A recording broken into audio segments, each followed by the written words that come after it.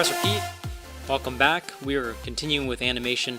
We're going to look specifically at motion tweens a little bit more into detail and see how we can use movie clips to create one type of animation and reuse it throughout our project. Here we are in Animate. It's going to be full HD, 24 frames per second, HD quality. I'm going to go ahead and give it a blue sky on layer 1, then I will lock it. My layer 2 will be cloud, and I'm just going to have a cloud go across the stage.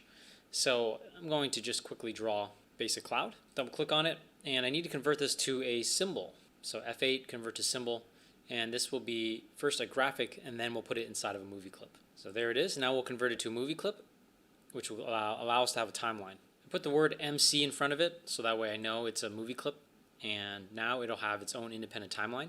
I can double click on it, and now I can animate it in our scene 1. So as I double click on it, you'll see that it shows up as MC Cloud inside of scene 1. So scene 1 has nothing here, but let's say we wanted to have maybe 10 seconds. We can hit F5 here and then hit F5 with our cloud. Our cloud hasn't moved yet, so I'm going to just double click on it and we'll look at how we can make a basic tween with this. Again, I will right click on this and I'll create a classic tween, and I'll make this thing go over maybe 5 seconds. Hit F6, creates a keyframe. So this second keyframe, I'm going to just put it across the stage and maybe off, because I'm going to now use and play with scale. So that was pretty much it. Create that classic tween, and then on the second spot in the timeline, I just moved it, hit F6, and we were good. So if I go back to my scene 1, I will see that my cloud has not moved. It's partly because in order to preview this, we have to hit the test movie. So a test movie, there it is, working beautifully. Now the idea though with movie clips is that we can copy and paste them. Movie clips need to be on its own layer. So I'm going to go to my library and add the same MC Cloud onto a different layer. And so now we can have multiple clouds doing exactly the same thing, and we can apply some different effects to them to make it seem like they're a little bit more complex than it really is, because it is only just one animation. But let me use Q to scale. We can make it appear like it's, you know, a lot of clouds. So I just right click, and then you can also duplicate them, and then I'm just going to rename it, and then I'm just going to move it around, maybe start here and maybe change the alpha a little bit more. I'm going to duplicate this one. This will be cloud 4, and it'll be small, and I'll have it start over here, maybe a little bit lower, and it'll be even further away. So now when I test the movie, I hit play, you'll see that the clouds all move, and because of the scale of them, some of them will move faster than others. But I've only animated one movie clip, and then I just copied and pasted the movie clips into scene 1 to have multiple movement happening on the same movie clip. So again, it's reusable, it's wonderful, and it loops. It's just a matter of time on in your main scene. So if you want to loop, you want to go off stage and then come back, you could do that, just the way you design it. So as you see in the original, it starts here. If I wanted to have it start over there, we could, and now more or less all of them will start off screen, and because it happens over 5 seconds, it's a little fast. Maybe we have it happen over 7, and now when we go back to scene 1, we can increase the number of frames here, and now it'll definitely loop, and it will most likely go off screen.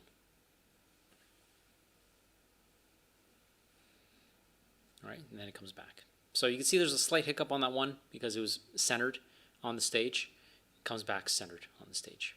But you could have them move and start on the off the screen, and then come into the stage and then out of the stage. So now let's say we have a bee and we want the wings to also loop and animate, and we just want to do it once. We can also use movie clips to make this happen. I'm going to hit F8 to make sure that this is now a graphic. So it's a movie, it's now a graphic, and we can now create a set of wings, and that'll also be a graphic. So there's my wings. I'm going to convert it into a graphic. And then I'm going to go to the color effects and apply a little bit of alpha, so it's a little bit blurry. I'm going to then change the pivot point. So hit Q on the keyboard and move it over here. And now I'm going to put these both inside of a movie clip. So F8, after selecting them all, and then there's the B. We'll put MC, and it is a movie clip. Double click on it and you'll see that I have my two graphics. They're on the same layer though, so I'm going to just cut this and create a new layer. Control-Shift-V, paste in place. And now we have our B layer and we have our wing layer. So I've scaled up a little bit. I'm going to have this to 5 seconds, hit F5, so we have the B there.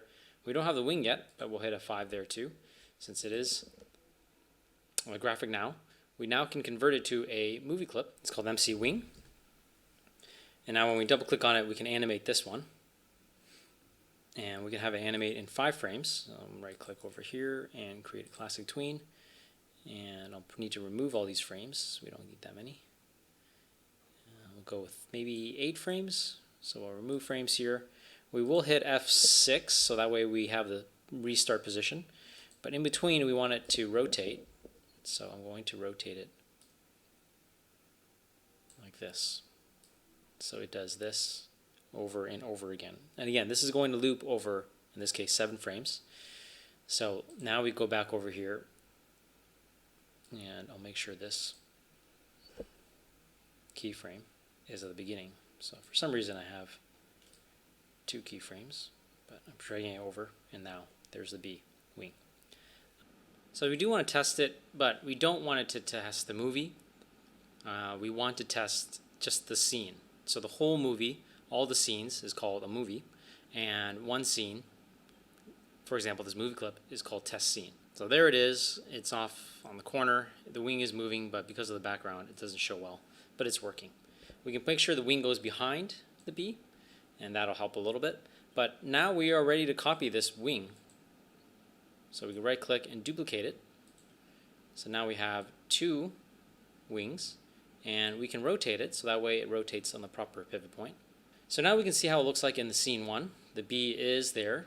It is, again, for some strange reason, it all appears at the very end. So I'll need to make sure this appears on the frame 1. So there's the B on frame 1.